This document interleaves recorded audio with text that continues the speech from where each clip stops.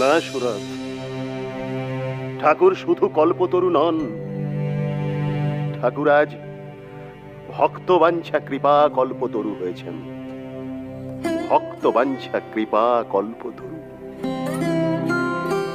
আহা! কি দেখলাম আমি, কি দেখলাম সুরত!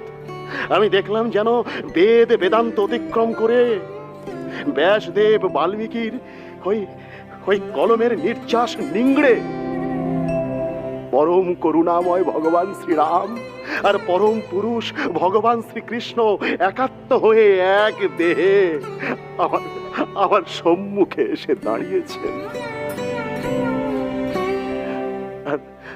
আর দাঁড়িয়ে আমাকে বলছেন, ভয় কিরে গিরিশে, ভয় কিরে, আমি তো আছি। অকুল দিশাহীন সাগরে আমি তো তোদের বাতিঘর, বিপদের আধারে আমি তো সূর্যোদয়। আমাকে বলছেন অবতার সুরত, অবতার তিনি, অবতার।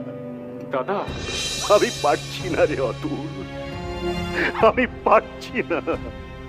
আমি যা দর্শন করলাম তা সত্যি দর্শন করলাম তো, সত্যি তো, কোনো স্বপ্ন নয় তো। বহু সঞ্চিত পুণ্যের স্বপ্ন ফল। হ্যাঁ দাদা, আমরা সত্যিই কাশীপুর উদ্যান বাটিতে কল্পতরু দর্শন করেছি দাদা। আমরা ধন্য হয়েছি দাদা, ধন্য হয়েছি। আমার বহু পুণ্য যে আপনারা কল্পতরু দর্শন করেছেন। নিজেদের জন্য